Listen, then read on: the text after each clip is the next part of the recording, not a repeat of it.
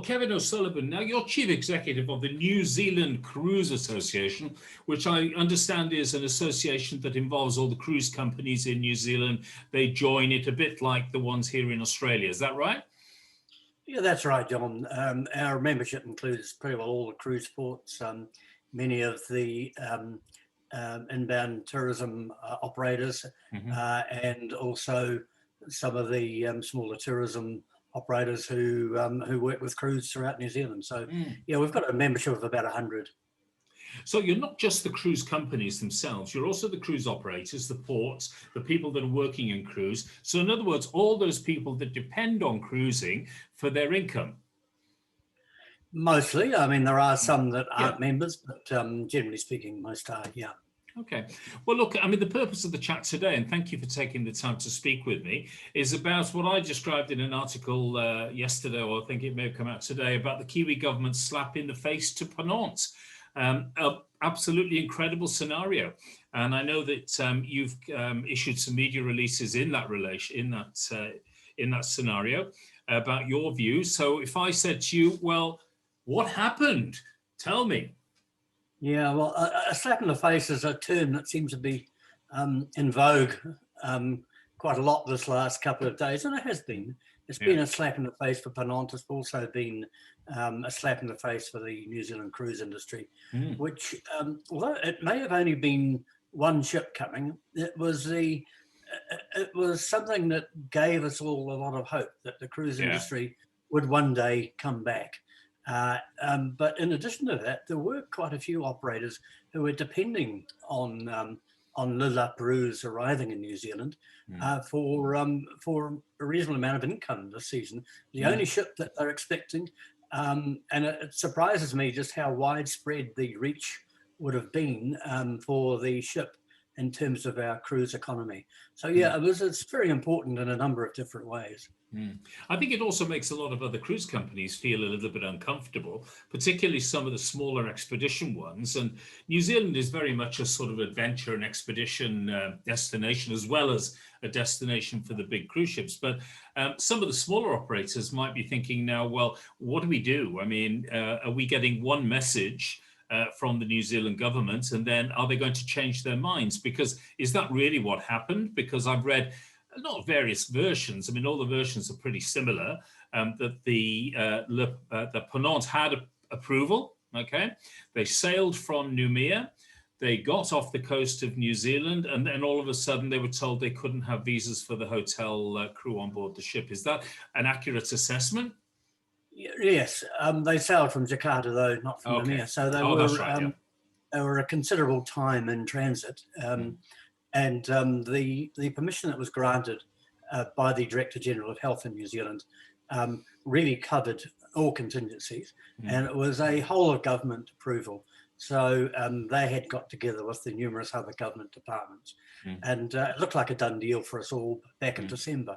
It wasn't until quite late in the piece that our Department of Immigration New Zealand, started to talk about who was an essential worker on board the ship and who wasn't.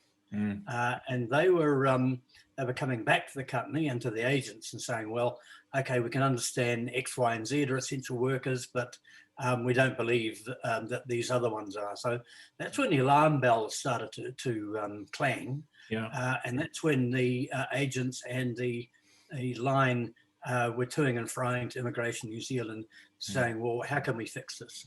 And unfortunately, Immigration New Zealand have just dug their toes in and said, no, we believe that that these people are necessary for you to come to New Zealand and these other ones aren't. So that's where it stands. And that's really eventually, unfortunately, PONANT had to pull the pin, as we know. And it's come as a terrible blow to us and to our cruise economy. Absolutely. And we all know cruise ships, pretty intimately, and many of us has worked on them, traveled on them and so on. And everybody on a cruise ship has a role. I mean, what I can't get my head around is that if the New Zealand authorities knew that Le Laperouse was coming to New Zealand to operate some cruises, then how were the guests on board, who are all New Zealanders as well, going to be served or have their beds, sort of changed and stuff like that without these other essential crew on board the ship. I mean, it's not a container ship, is it? No, that's right. And I think perhaps that's where there are issues with Immigration New Zealand, is that they don't seem to differentiate between different sorts of ships. They couldn't get their head around the fact that a cruise ship is not a container ship. No. It has different roles on board. And those roles are all quite often the person on board who is doing one job, as you quite well know, John, will be doing dual roles or even multiple roles.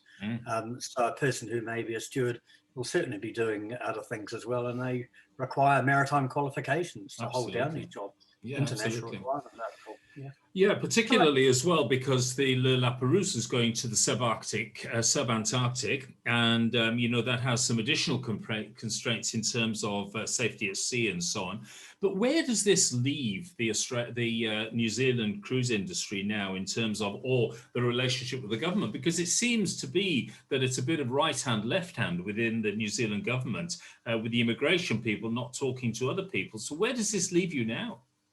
Yeah, and I was going to come back to one of your earlier questions along those lines, John.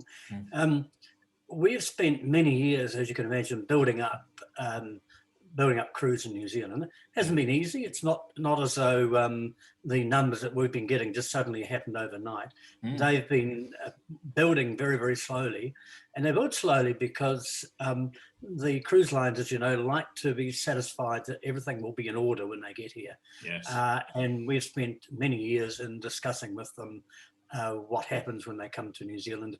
And our aim is always to make our country a cruise-friendly destination. It's the biggest single thing that we keep working on.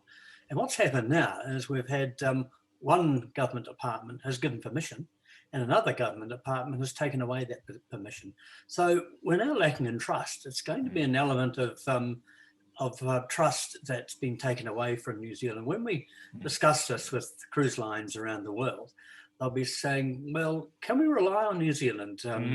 When we're putting all our schedules together years in advance, how do we know that the New Zealand government won't make some arbitrary decision that will prevent us coming? So that is going to be the subject of a lot of discussion going forward. Once we get rolling. Yeah, we will get rolling again, but it will make life that much harder. That's right. And I mean, I think, the other issue is I was reading the numbers around, and you're quite right that the Le Laperouse came from Jakarta, obviously, and that's a heck of a long way. But of course, in that transit, all the requirements, the protocols in relation to COVID-19 were completed. There was quarantining and so on.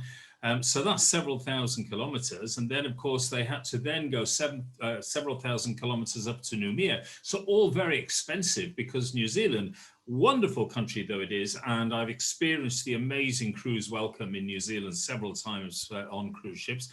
But New Zealand is not round the corner. It's not somewhere you can divert to in the Mediterranean and say, oh, well, I'm not going to go to Spain, I'll go to Italy. It's only around the corner. It's a long way and very expensive to get to. So I think it's a bit of a challenge. So in terms of your industry association role now within this, where does this leave you? We are working with the various government agencies, meeting with them very soon to iron out some of the processes that seem to be somewhat unknown for all of us, including the agencies. Our aim now is to get together with the various agencies, get them to talk to each other for that matter too, but also to get to change the political will. That's something that's been sadly lacking, not just in New Zealand, but elsewhere. The political will to get cruising again has been absent ever since March. And we need to get that going very quickly, because we will be operational, I'm pretty sure, at least in 2022 early, if not later in 2021. Brilliant. Well, Kevin, thank you very much for your time today. Thank you for your honesty as well, and also for the influence you can bring upon the New Zealand government to maybe look more seriously at cruising as a really important revenue earner. And I would hope that your Prime Minister, Mrs. Ardern or Miss Ardern, will listen to broadcasts like this and understand that, because I mean, she has a wonderful reputation around the world, and I wouldn't think she'd be too happy with what's happened in the last week or so. But we pride ourselves on our kindness in New Zealand, and this has not been kind, is it? No, it hasn't. But look, thank you very much indeed, and very best wishes for the future. Okay, great to talk to you. Thanks, John. Thank you. Okay, bye.